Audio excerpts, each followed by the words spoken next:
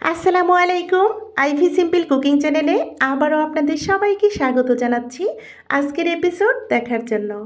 আজকের রেসিপি কলিজা সিঙ্গারা। কিভাবে আমরা হোটেল স্টাইলে চটজলদি ঘরোয়া পদ্ধতিতে সহজেই এই সুস্বাদু কলিজা সিঙ্গারাটি তৈরি করতে পারি সেটাই আপনাদের সঙ্গে শেয়ার করতে যাচ্ছি। আশা করি ভালো লাগবে। ভালো লাগলে অবশ্যই লাইক কমেন্ট শেয়ার করতে ভুলবেন না, আর চ্যানেলটাকে সাবস্ক্রাইব করার বিশেষ অনুরোধ রইল। তাহলে চলুন দেখি কিভাবে তৈরি করেছি। এর মূল প্রস্তুত প্রণালীতে চলে যাই। সবার প্রথম একটা মিক্সার বোলে নিয়েছি মেজারমেন্ট কাপের 2 কাপ পরিমাণ আটা। আপনারা চাইলে ময়দা নিতে পারেন।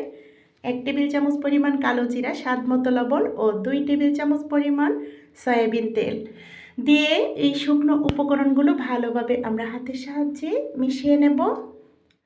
আর এরই মধ্যে দেখতে পাচ্ছেন মেশানো হয়ে গেছে। আর মুষ্টিবদ্ধ করলে আমরা দেখতে পাচ্ছি যে দলা পাকিয়ে গেছে এবং একটু চাপ সৃষ্টি করলে ঝুরঝুরে হয়ে ভেঙে যাচ্ছে। তখনই আমরা করব কি, নর্মাল পানি দিয়ে এটা একটা মসৃণ ডো তৈরি করে নেব।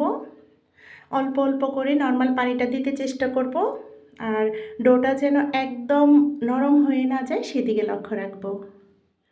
এই সিঙ্গারার ডোটাতে একটু তেলের পরিমাণটা বেশি দিলেই ভালো হয়। ময়ানটা ভালোভাবে দিতে হবে, তাহলে সিঙ্গারাগুলো পারফেক্টভাবে হবে। খুব ভালোভাবে ময়ান দেওয়া হয়ে গেছে। এই পর্যায়ে কিন্তু আমরা উপরে একটু তেলের প্রলেপ দিয়ে হাতে সময় থাকলে 30 মিনিটের মতো ঢেকে রেখে দেব।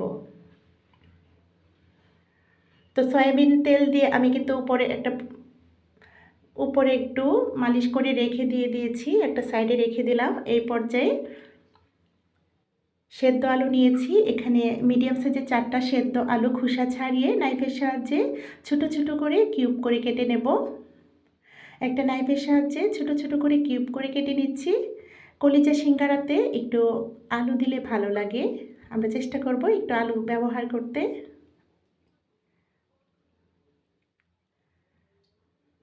তো এইভাবে করে আমি সমস্ত আলুগুলো ছোট ছোট করে কিউব করে কেটে নিয়েছি। আলুগুলো কাটা হয়ে যাবার পর আলুগুলো এক সাইডে রেখে দিয়েছি।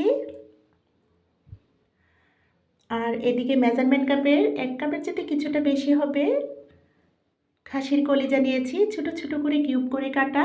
এগুলো আমি গরম পানি দিয়ে ধুয়ে নিয়েছি। 1 কাপ পরিমাণ নিয়েছি পেঁয়াজ কুচি, স্বাদ মতো কাঁচামরিচ কুচি, আর 5 ফোড়ন নিয়েছি 1 টেবিল চামচ পরিমাণ। তারপর চুলাতে একটা প্যান বসিয়ে দিয়ে এখানে সয়াবিন তেল দিয়েছি পরিমাণ মতো। তারপর পেঁয়াজ দিয়েছি। পেঁয়াজগুলো দেওয়ার পর এখানে দিয়ে দিলাম 5 ফোড়নগুলো। 5 ফোড়নগুলো দিলে কিন্তু খুব সুন্দর একটা সুঘ্রাণ তৈরি হয়। এখন দিয়ে দিয়েছি এখানে কাঁচামরিচগুলো। কাঁচামরিচগুলো কিন্তু আমরা আমাদের পছন্দ মতো ব্যবহার করতে পারি, কে কতটুকু ঝাল খাবো। এখন দিয়ে দিলাম 1 টেবিল চামচ পরিমাণ আদা রসুনের পেস্ট দিয়ে কাঁচা গন্ধ যাওয়ার আগ পর্যন্ত ভেজে নেব। আমি কিন্তু এদিকে গরম মশলার গুঁড়ো দিয়ে দিয়েছি 1 চা চামচ পরিমাণ। এখন দিয়ে দিচ্ছি হাফ টেবিল চামচের চাইতে কিছুটা কম হবে হলুদ গুঁড়ো, ধনিয়া গুঁড়ো, লাল মরিচের গুঁড়ো, স্বাদ মতো লবণ দিয়ে সামান্য পানি দিয়ে দিয়েছি মশলাটা যেন পোড়া লেগে না যায়। এই পর্যায়ে দিয়ে দিলাম জিরা গুঁড়ো দিয়ে ভালোভাবে নাড়াচাড়া করে এখানে 2 থেকে 3 মিনিটের জন্য ঢেকে দিয়েছি। মশলাটা ভালোভাবে কষিয়ে নিতে চেষ্টা করব। 2 থেকে 3 মিনিট পর ঢাকনাটা সরিয়ে আবারও নাড়াচাড়া করে নিচ্ছি। দেখতে পাচ্ছেন তেলটা কিন্তু মশলা থেকে রিলিজ হয়ে গেছে।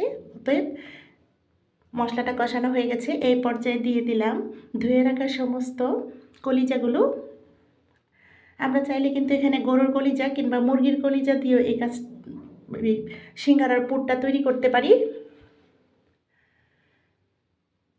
কলিজার সঙ্গে মশলাগুলো ভালোভাবে গামাখা করে নেওয়ার পর এখন দিয়ে দিলাম আলুগুলো। কেটে নেওয়া সেদ্ধ আলুগুলো দিয়ে দিয়েছি।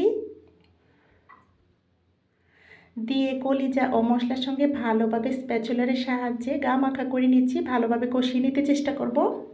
চুলার আগুনটা কিন্তু এই পর্যায়ে একদম মিডিয়াম টু লো ফ্লেমে রেখে আমরা এই সিঙ্গারার পোরটা তৈরি করব। এখন একটু পানি দিয়ে দিয়েছি যেন ভালোভাবে এই পোরটা তৈরি হয়। ভালোভাবে নাড়াচাড়া করে এখন আবারও ঢেকে দেব 5 থেকে 6 মিনিটের জন্য। 5 থেকে 6 মিনিট পর আবারও ঢাকনাটা সরিয়ে নাড়াচাড়া করে নিচ্ছি। খুব সুন্দর একটা সুঘ্রাণ বেরোচ্ছিল। এখন দিয়ে দিলাম গরম মশলার গুঁড়ো আর কিছু কাঁচা পেঁয়াজ কুচি দিয়ে দিলাম। শেষের দিকে দিলে অনেক টেস্ট হয়। সিঙ্গারাতে একটু কাঁচা কাঁচা পেঁয়াজগুলো থাকলে বেশ ভালো লাগে কামড়ে পড়লে। তো আমরা একটু চেষ্টা করব কাঁচা পেঁয়াজটা সব শেষে দিয়ে দিতে। তো ভালোভাবে নাড়াচাড়া করে নেওয়ার পর পুরটা তৈরি হয়ে গেছে। এই পর্যায়ে কিন্তু আমি নামিয়ে নেওয়ার কিছুক্ষণ আগে 30 সেকেন্ড আগে দিয়ে দিলাম ধনেপাতা কুচি। ধনেপাতা কুচিগুলো দিয়ে ভালোভাবে নাড়াচাড়া করে এখন নামিয়ে নিয়েছি। চুলার আগুন বন্ধ করে দিয়েছি। আর এদিকে 30 মিনিট পর চলে আসলাম। সিঙ্গারার যে ডোটা রেস্টে রেখে দিয়েছিলাম সেটা দেখতে পাচ্ছেন অনেকটা মসৃণ হয়ে গেছে। এখন আবারও ভালোভাবে ময়ান দিয়ে নিচ্ছি। আপনারা দেখতে পাচ্ছেন একটা কালো যে একটা প্লেট আছে, এটা কিন্তু পাথরের।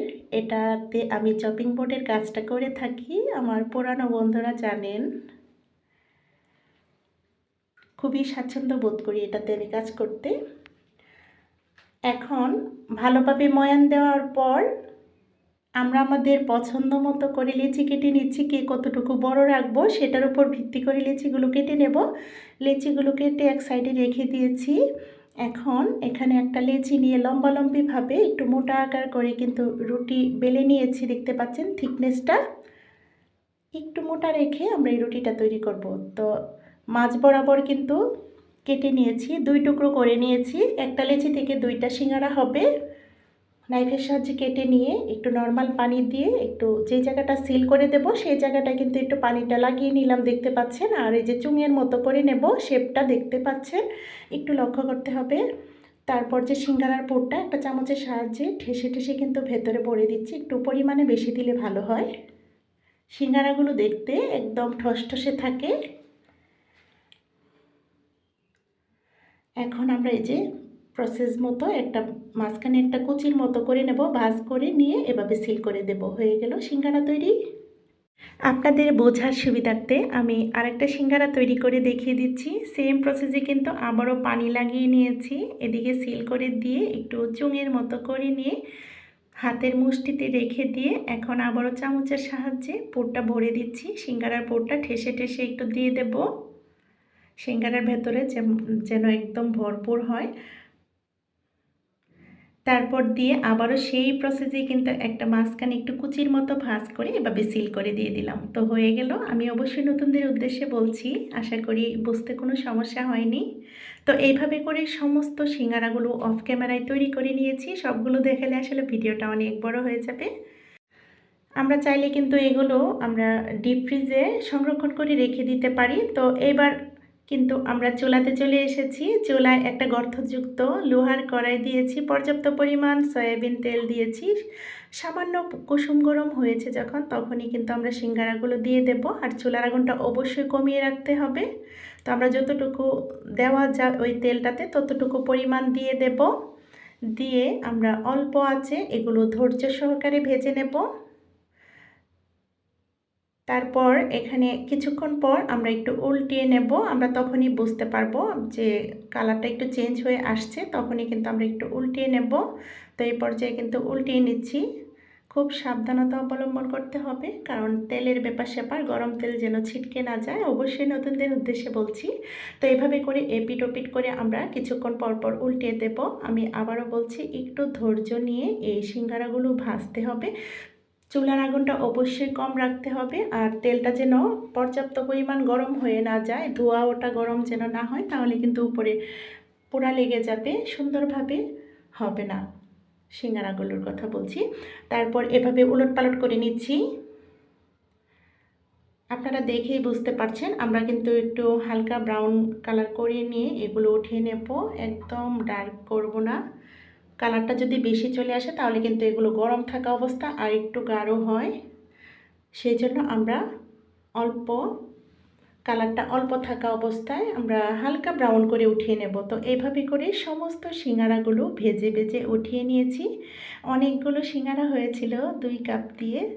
তো সিঙ্গারাগুলো কিন্তু মিডিয়াম সাইজের ছিল, একদম ছোটও না বড়ও না। তো আলহামদুলিল্লাহ সমস্ত সিঙ্গারা তৈরি হয়ে গেছে। এই পর্যায়ে সার্ভ করে দেখিয়ে দিচ্ছি, দেখুন। এই কলিজা সিঙ্গারাগুলো শীতের বিকেল কিংবা বর্ষার বিকেলে চায়ের সঙ্গে জাস্ট অসাধারণ লাগবে। দেখতে যতটা না লোভনীয় ছিল, খেতে কিন্তু দুর্দান্ত স্বাদের হয়েছিল।